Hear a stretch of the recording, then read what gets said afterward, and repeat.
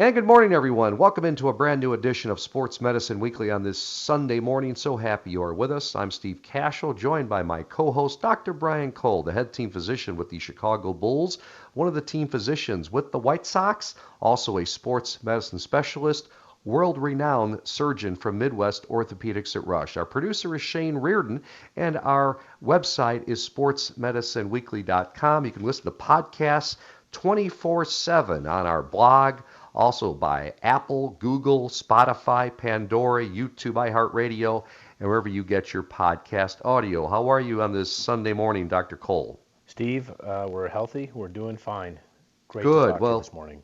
yeah, the big news out of Bears camp, obviously with that Monday night loss to the Vikings, Bears quarterback Nick Foles, according to Matt Nagy, the Bears head coach, better than expected. He goes down on the sack, and Foles' injury described as being a combination of a strain and a bruise to the quarterback's hip and glute area. So they're not, Bears aren't saying a lot about it. So from a doctor's perspective, although we know you're not the Bears doctor, you haven't looked at Foles, but what can you tell us about a hip and glute type injury? Well, these are soft tissue injuries. They can be, when someone's calling it a bruise, that means typically he had a traumatic injury. And the bruise then leads to a muscle, what we call strain. So I'm going to guess, and I actually didn't see the mechanism. I don't know if you saw it, Steve, but most commonly when you say bruise, that means there must have been a collision or he went to the ground hard.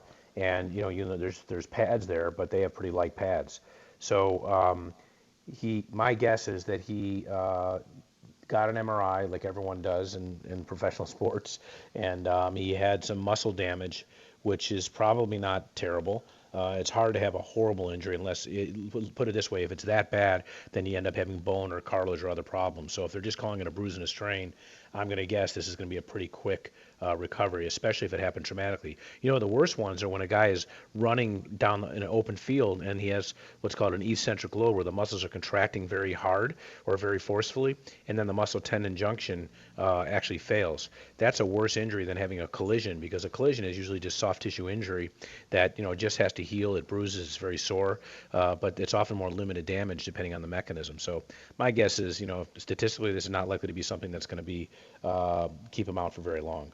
Yeah, what you're referring to, I guess, what you've taught me on this show, kind of like a torn ACL, usually happens non-contact, correct? Yeah, but this one, when they say bruise, it was probably contact. Yeah, And I then, know, but when you yeah, were talking yeah, about the contraction, yeah, you're the right. player ran on Most, the yeah, field. yeah. It's amazing how some of the worst injuries happen in isolation. When you Yeah. never get hit.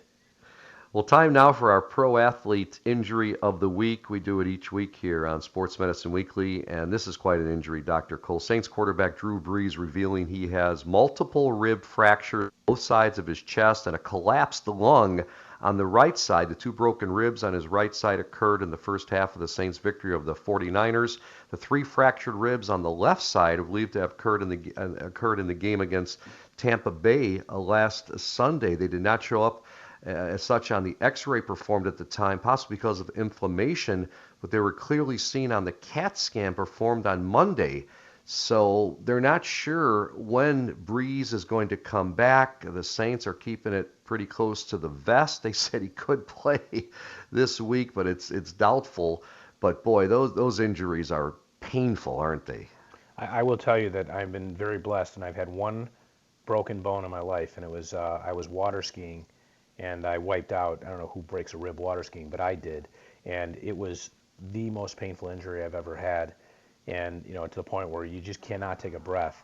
You can't cough, you can't go to the bathroom, you can't bend over. If you sneeze, you might as well just hang it up. And for him to have uh, um, the number of ribs fractured, and then they were displaced to the point possibly where he had a lung collapse. That's a really significant injury. So I'm going to tell you, if you've got him on your fantasy football team, you may want to think about a replacement for a couple weeks. I heard a timetable that was 2 to 3 weeks, which I can't even imagine it being 2 to 3 weeks in this setting, to be honest, because you've got to deal with the lung and let that recover. And then the rib fracture, like any bone, is 6 to 8 weeks, and they hurt a lot. And it doesn't go away in 2 to 3 weeks. At least I've never seen them go away in 2 to 3 weeks. So I would argue that this is one that is a real challenge to get back in a short time frame, and it is brutal when this happens. I'm sure he's in a lot of pain.